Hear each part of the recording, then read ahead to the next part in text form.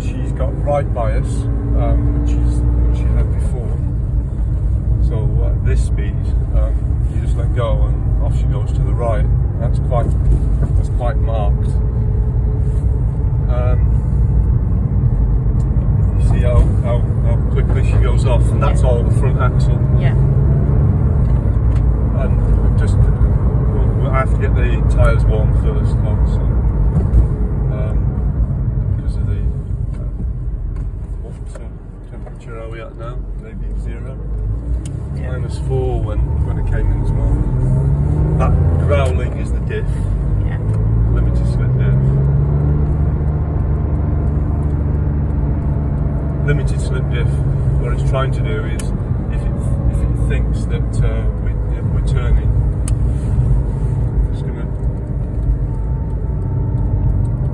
the rear.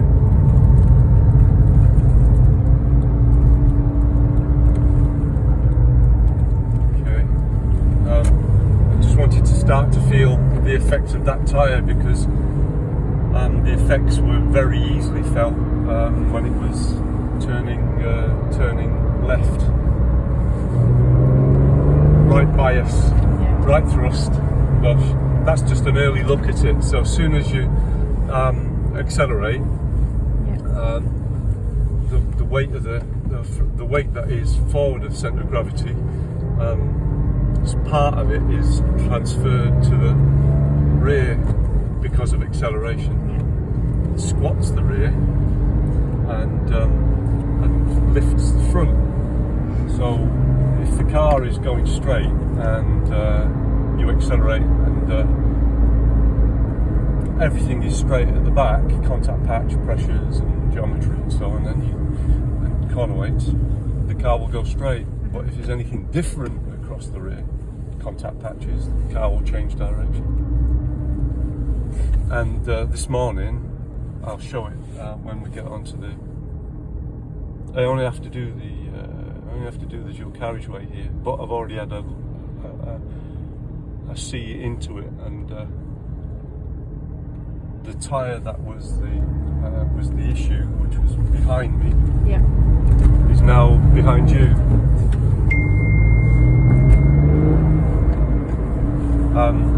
It would let go. So if you do a high-speed takeoff, which I could feasibly do now because I've got coolant pressure, I've got oil pressure and coolant temperature. Car feels very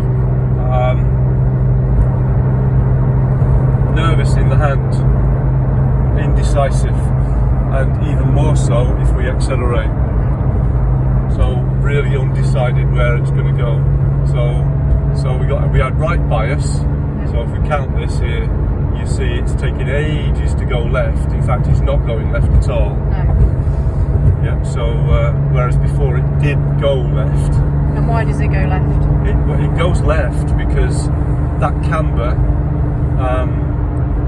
Before it'll go left because the gravity, the slope of the road here, the car will follow the water down the slope into the grid. And people wonder why the car drives to the left. People will say, oh, it pulls to the left, but you can see here we got the grids on the right, and the road slopes to the right, and the car should go to right. So watch this. So the car should fall right. Yeah. You know? If I accelerate now and hold the steering wheel still straight ahead and accelerate, the car should go straight.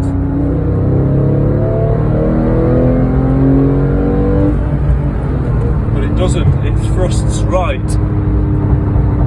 And that's the issue.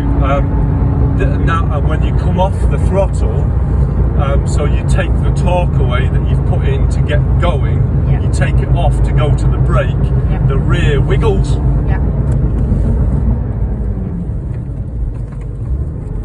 But some people like that for GT3, don't they? They do, but the problem is it's not consistent. So you can't get your hands and your head around it. No. And when something comes out of the blue, inconsistent, it frightens you.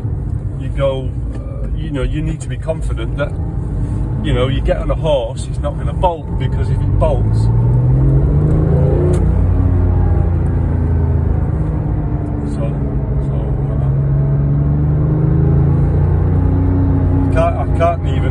confidence with the tyres as they are to even lean on it. No.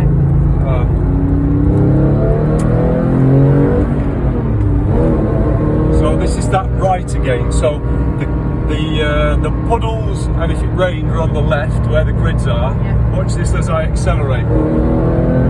Yeah. See how it goes to the right? Yeah. And when I come off the throttle, you just feel. Yeah, it still goes.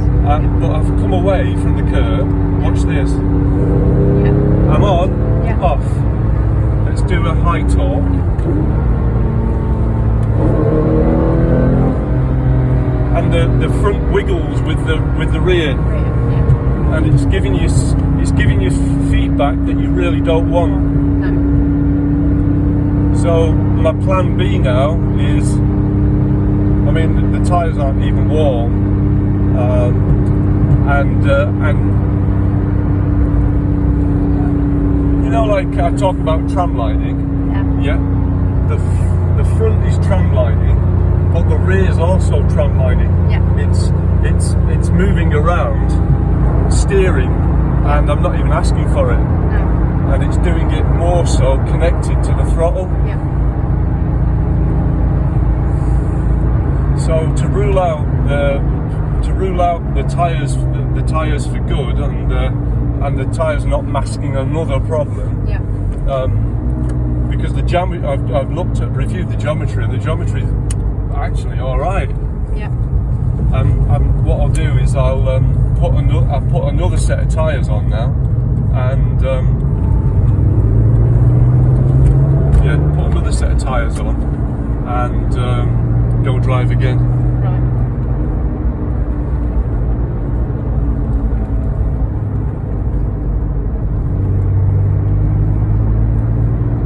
So the dodgy tyres on this side now, and I'm feeling the dodgy tyres on Behind me. behind you. Yeah, they're not doing the same job. No.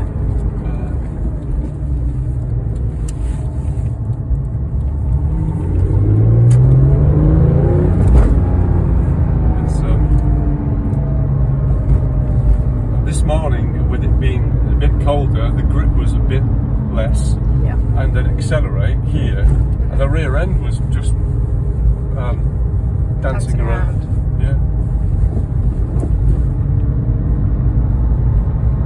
All right then. Thank you for that.